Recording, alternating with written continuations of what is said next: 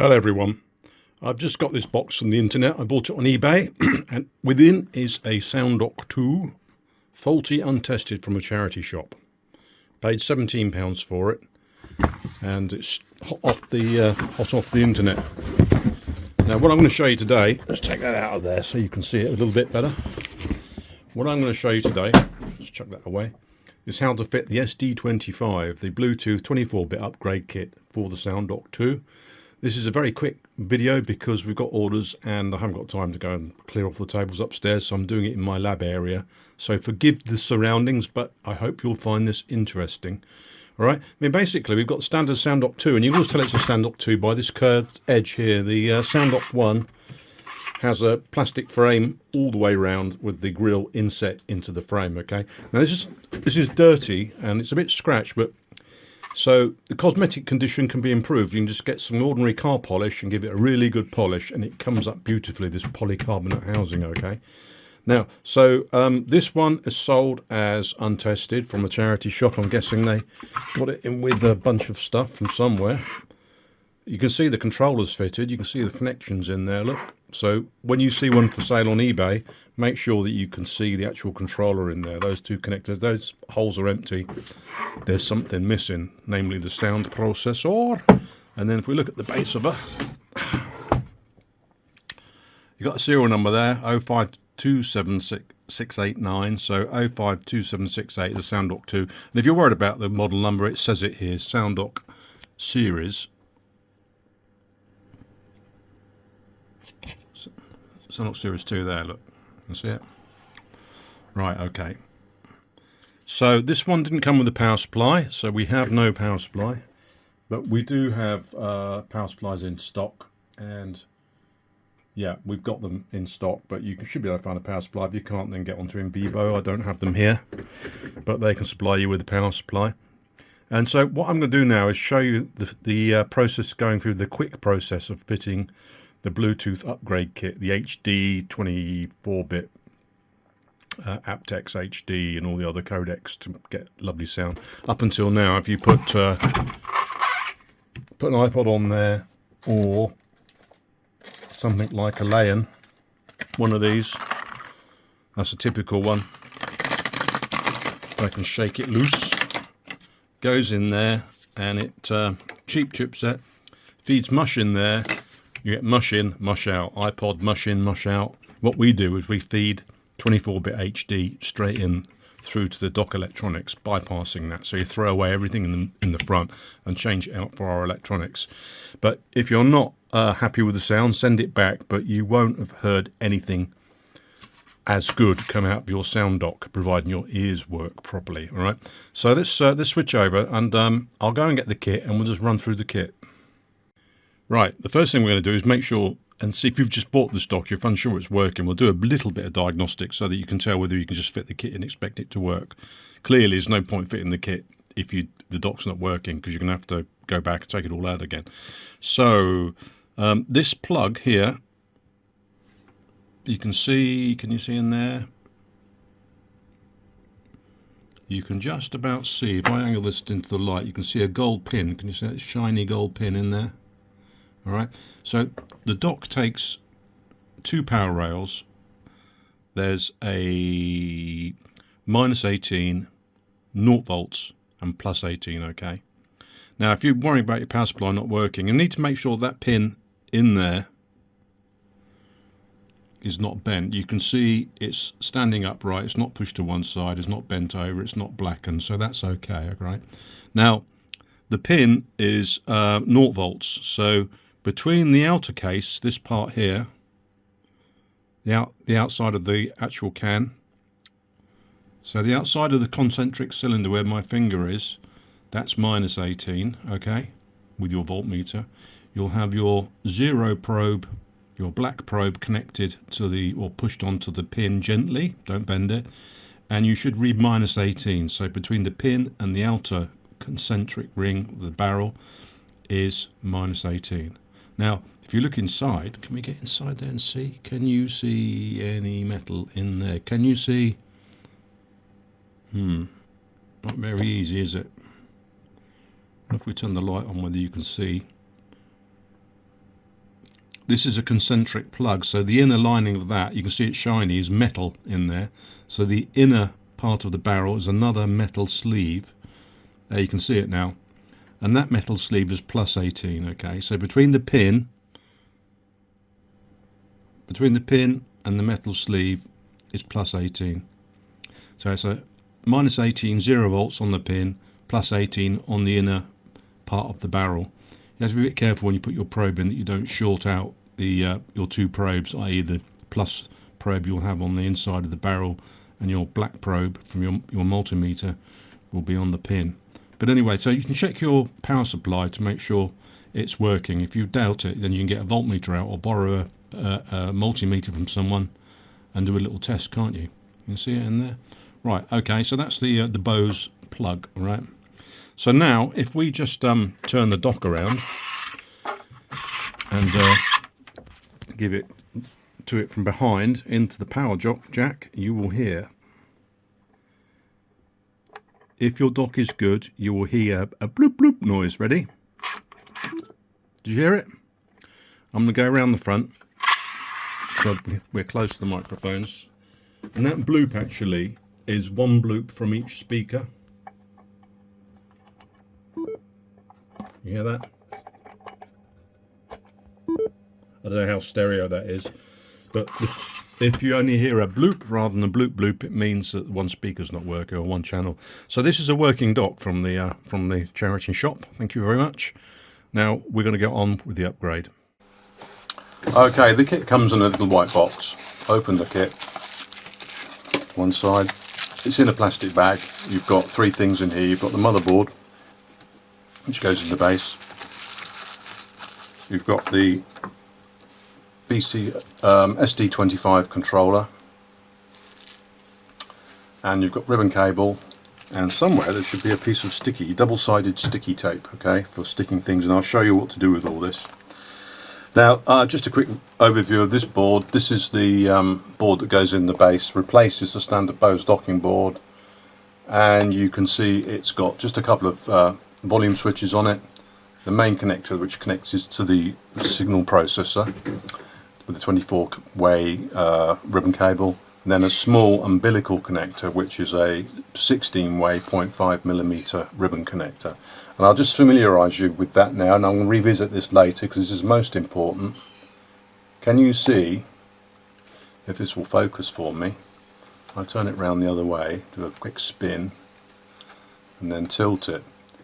Can you see down here this row of shiny metal contacts? Clearly when the ribbon cable goes in there, if you put the ribbon cable in, I'll say this again because customers have come in and say it's not working, and we'll say, well, have a look. If you put it in with the blue side towards those contacts, it won't work because it will not make contact. You need these shiny little contacts here to be in contact with those metal contacts in there. Alright, okay, so, and when you plug it in, you've got to do that. So that's your umbilical connector there, and this goes in the base, and I'll show you how to fit all that. And then have a quick look at the actual controller itself. Normally comes with a, it's very shiny, it's got my fingerprints all over it, and probably it's been in my office for a while, but normally comes with a protective plastic cover on it. I'll just show you.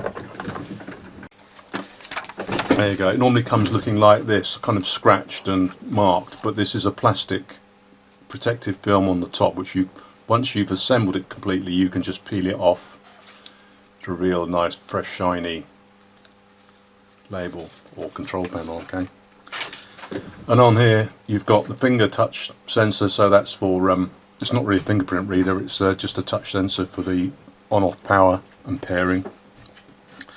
And then on the back we've got the electronics, and again another one of these vertical, this time, ribbon cable connector. Now when you go to connect this, the first step you do, this is the first step, so the first real step you need to do during the assembly is to flick out these this locking collar. Now that locking collar, we get quite a few are broken because people get something, trying to wrench it out, and they break it, and if you do break it, we'll charge you to change the connector. Alright, so be careful with it. Just get your fingernail and give it a light lift. It won't be tight because the boards are all tested before final dispatch and inspected, and so the collar has been activated, so we know that it's okay when we ship. Alright, okay. So when it's out, the cable will slip. Now we're looking, we've got our contacts that are towards the bottom of the screen at the moment. We've got the contacts on our ribbon cable towards the bottom of the screen, and what we're going to do is just plug this in there like that and move it around, and then you can see it's in. Alright, and it's no good being like that or like that. It's got to be perpendicular to the board with an equal row of shiny contacts showing, facing down here. The LEDs are at the top of the board, the Bluetooth modules on the left, and the contacts are facing towards us now. And if you just make sure that's in, if you can't stress this too much, it kind of gets caught there sometimes when it's going in like that.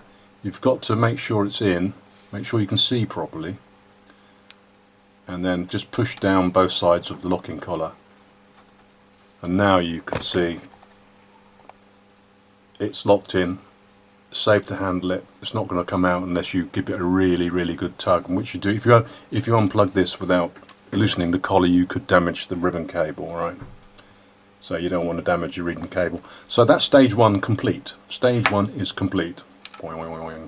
Right, now we don't need to do anything to anything else until we've started to take the dock apart, and this is the quick and easy method of doing this. If your dock is working, then you don't really necessarily have to worry about removing the sound processor, because if you do remove the sound processor, you have to take this grill off, you have to remove the amplifier and pull the amplifier ribbon cable out so that you can actually manage to plug the thing back in. Let's turn it up the right way just for a good sense of where we are. Now you're going to need two tools to do this. Yeah, you're going to need a T8 screwdriver, which comes in the kit, and an ordinary 1-point Phillips screwdriver, number 2-point Phillips screwdriver. Are these Posi drive? Yeah, no, these are Phillips. These are PH, not Posi drive. Okay, you can use a Posi drive on them, but they can be tight in some mouldings. They're quite a tight grip on the plastic when you're trying to turn the screw. So it's best to get a screwdriver that fits quite well, because you might end up just rounding the screw off. Okay, so what you want to do first is, if I can just maybe, it's just undo these screws about a turn, about 1 turn each, the 4 and the base. Okay, this is the quick way of doing it.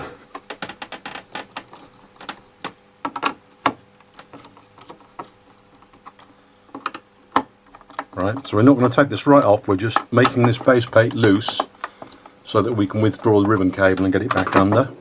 Then switch your attention to the area where you want to fit the Bluetooth upgrade kit.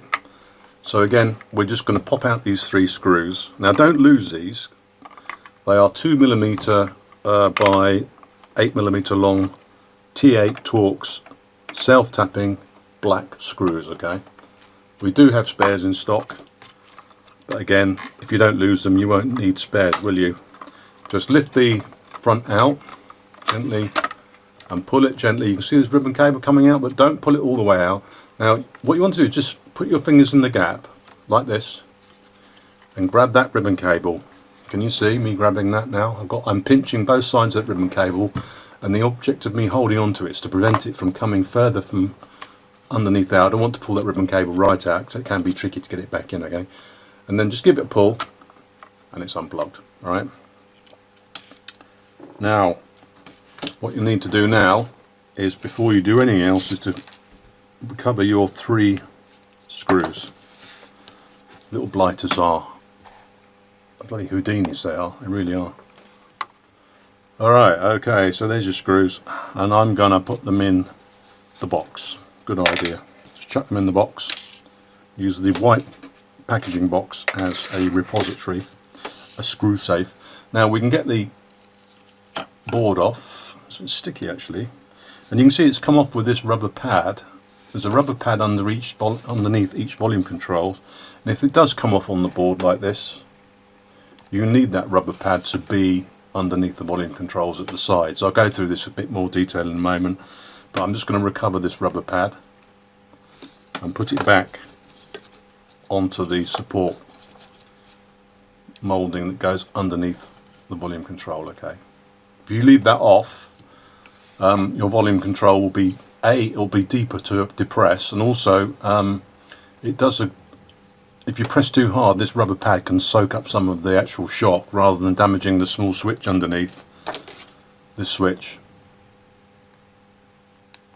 It kind of soaks up some of the impact if it gets struck by anything from above on the volume control button. Now just have a quick look at this, and you can understand now what was wrong with this dock. Can you see all that? All that detritus and corrosion that's happened down here. You can see the Bose don't mask their vias. When I do a board layout, I mask with solder resist all the vias, and those vias are copper plated through from the top to the bottom to join the top tracking layer to the bottom tracking layer, so that you can see the tracks going off and then going off to different places, like here for example. Now a slightest drop of Coca-Cola or blackcurrant or any sort of conductive liquid on there will burn, it'll electrolysis will basically corrode it all, and that's what's wrong with this dock. So this dock has just had a splash of liquid come down the front of the dock from somewhere, and then as a result you've got this corrosion. It's not working. So we know that the dock works because we did the plug-in beep test. So this is what's wrong with the dock. So we can be pretty confident that when we put the upgrade in, it's going to work. Right now, what we've got is this moulding. There it is. That is the base moulding I just taken out on the bottom of the dock. You've got your rubber pad on either side. You want to make sure you've got that, and we've got to position this board on there so that the volume controls are in the right place. And the correct place for it is with the board pushed up against these bosses. You can see when we're going to stick this down in a moment with a little bit of adhesive just to hold it in position.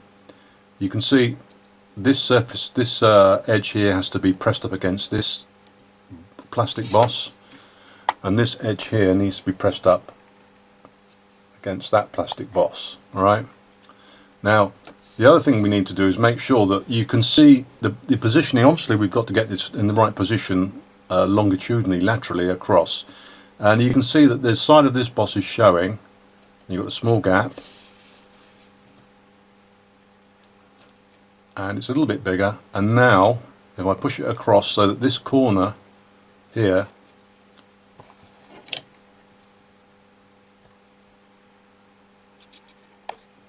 that corner there is in contact with the side of that boss. And now if we look down, so this is in contact, it's in contact on that edge, it's in contact on that edge.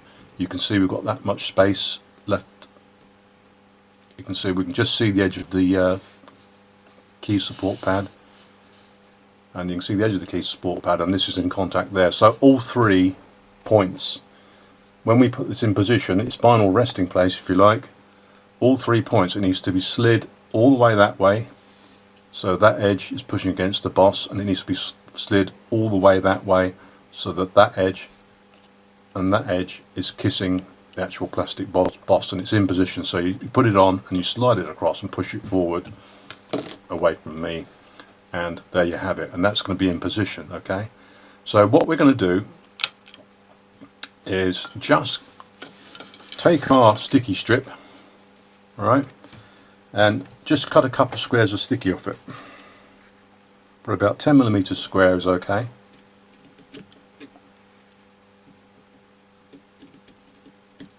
Okay.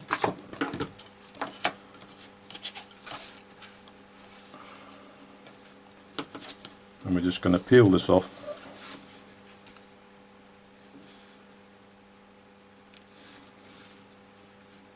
Hold of it. I'm using a pair of tweezers to cheat, but you can use your fingernails if you've got some good ones. Pull it off the backing and just put it on top of the rubber pad. That's one. Alright, and the other one, same again. You don't have to be too critical with this. peel it off again, drop it onto the pad about there, press it down firmly, and then just remove the backing.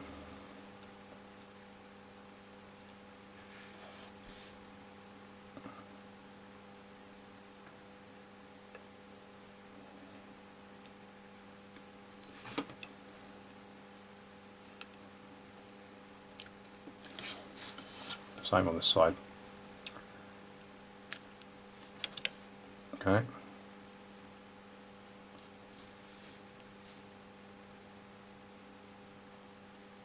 It's 3M adhesive tissue, this stuff. It's very, very sticky.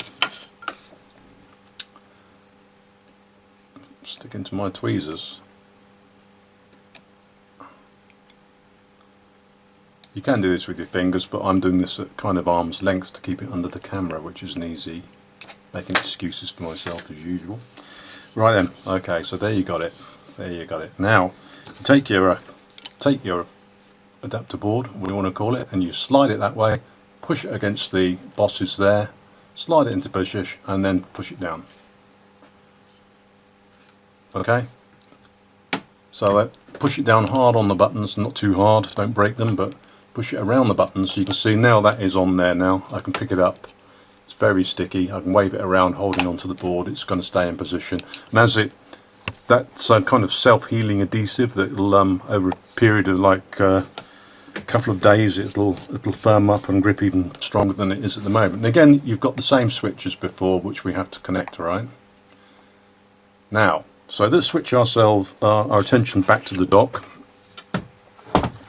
If we look in the, we're going to put that to one side now. This assembly is now ready to be reassembled. In the dock, you may have this adapter fitted, okay, and you can see we don't need it, so you can just put any flat bladed object, a screwdriver.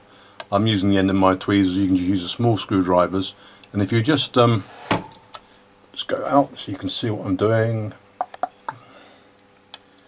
Get it there and just lever down, it'll pop out. So I'm levering down there and that pops out. And we can just throw that away because we don't want that.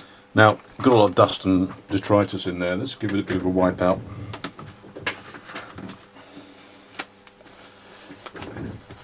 Tissue, and I'm using isopropyl alcohol, don't use acetone.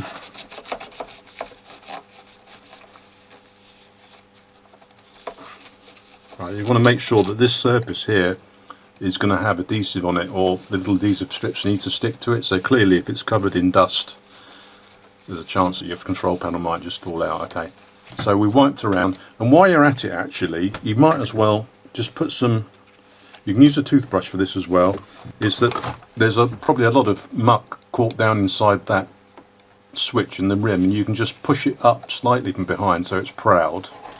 Can you see that? Can you see that? That's what we do on the repair line. Push it down and turn it, and then push it up and give it a clean, and then you can get around it and clean it out properly. Take a little bit of practice, but it looks a lot better without all that, you know, hand cream and crap on it. Look at this side. Okay, so push it out, clean it, clean along there. We'll give this, but you get the idea. And then we're going to go around this part here and clean out the edge of there. Got IPA on my toothbrush. Goodness knows what else is on my toothbrush. See, there's a bit of hard ingrained dirt there.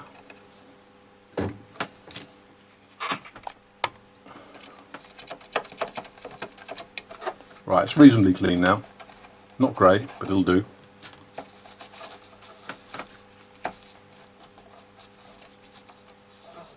Right, looking at the underside of the dock, above the label, you can see there is a metal clip, alright? You need to remove this metal clip. Right, to remove this metal clip, you just need a screwdriver, and I can't remember which way it goes in, you just need to lever it back here,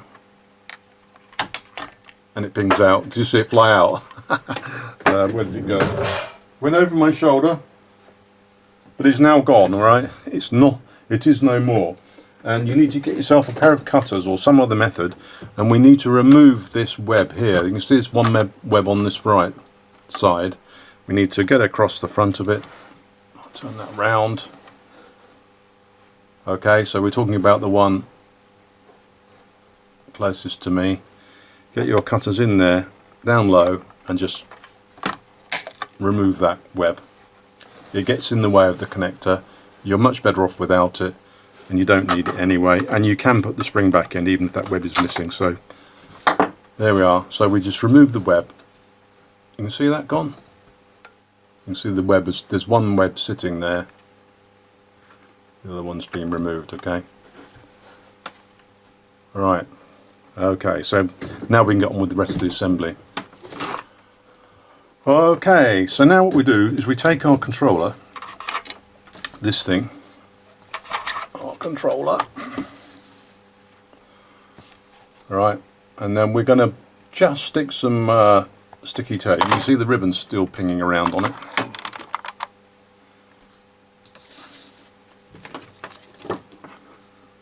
Cut a little strip of this. Actually, we'll cut it the other way. Cutting a strip about 3 to 4 millimeters wide, and then a piece, we want a piece to go along the end here and down here and down here, alright. We want to keep away from the antenna. So a little bit, cut it off. It's not too critical, this operation. Okay, we're just going to stick it on there. Piece on that end.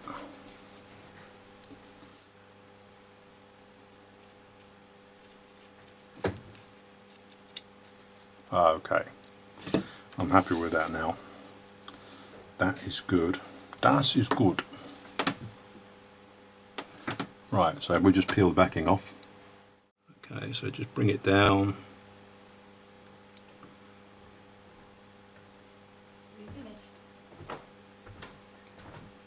Here's your tea. There we are. A bit's done. Cut the piece off. And then again, a small piece down this side. So this is what holds the controller in place. It's easy to, if you need to remove it, you just take the base off and push from behind, it'll come off. But hopefully you won't need to do that. It does need to be up to the edge, because that edge where it's sticking onto in the base is quite small, quite narrow ledge. Okay. If you're doing the snipping, make sure you don't catch any of the components with the scissors. Right, so there we have it. We have 3 bits of sticky stuck on there, which is going to hold our controller in position. Right. You can nudge this around as well. It's kind of soft to start with, so you can push it over. So then take the backing off.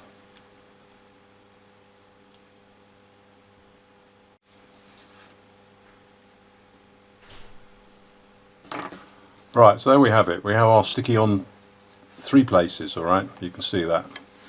And lift up your dock, and we're going to put this in to the dock, feeding the ribbon cable which we put through before, through the hole, through the actual connector hole there. Can you see it? And you need to have the touch sensor on the top right. Okay, so just drop it down, put it in position. Get the hairs out of the way. I've got a hair on it, for Christ's sake. It's your fault, Delilah. The dog's underneath the desk. Okay, and then just push it down. Okay, so that's the control panel fitted with the controller. Okay, now returning, it's now stuck in position so it won't drop out. Turning our attention back to the underside of the dock. Notice if you're spinning this around on a surface, you need some protection. If you've got a very nice dock, it will scratch anything caught under here, so you can put a bit of felt or cloth or something down. We've got our check it's standing out nice and straight. It is. Got our 2 ribbons now we need to connect to our board that we're going to return into position, which is this thing. You can see, because we've loosened these screws, okay, you can see this ribbon pulls out. If you pull it out any further than about there, the whole thing will come out and you'll have to fiddle about getting it back under. Remember, this is the quick way, without removing the sound processor, without disconnecting the amplifier, and not having to remove this grill. It's not difficult to do, but I might as well show you the easy way as the hard way. And again, talking about our connectors, look, we still have this locking connector. Same thing again. Make sure the locking collar is out before you try and plug the board in. And the same with this one. We've got, you can see it's out, and you can see when it goes round this way, you can see the contacts will be on the correct side. So first of all, let's just plug that one in. Okay, get it in nice and square. Make sure it goes in all the way. Push the locking collars in. Turn it over. Look from this side and check that you have a nice little row of contacts all equally sticking out top of the connector, all nice in a row. The whole thing's perpendicular, and both sides of this locking collar is fully depressed, otherwise you'll have problems, I guarantee it. Right, so that's that bit done. Oh, so remember to remove this web as we did earlier in the video. This one here, and metal clip has to be removed. And then just turn this over gently, pull this out slightly. I'm going to do this round this way so you can see better. So just pull this out slightly, feed it into the connector, like so.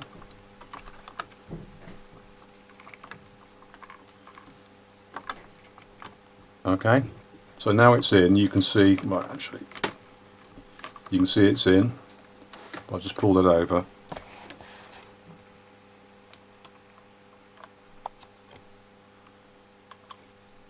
See? Push it in a little bit on that side, all the way in, and then we get a tool, a screwdriver or the T8 Torx, and just push the locking collars in.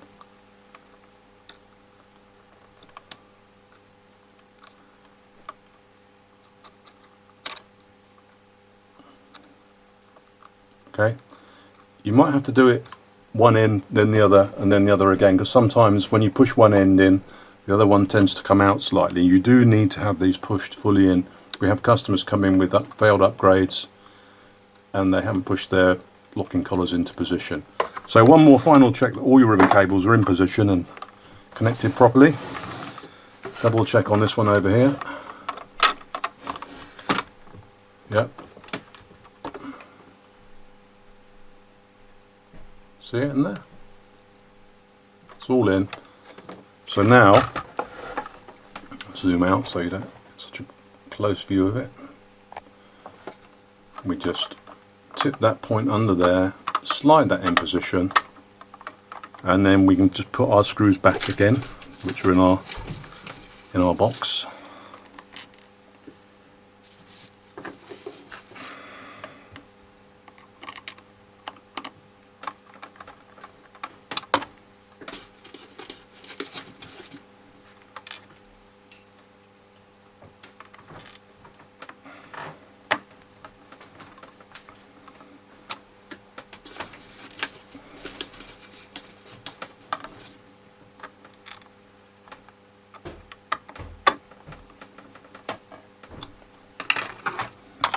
And don't forget to tighten up the other 4 screws that we loosened earlier, which are these on the base.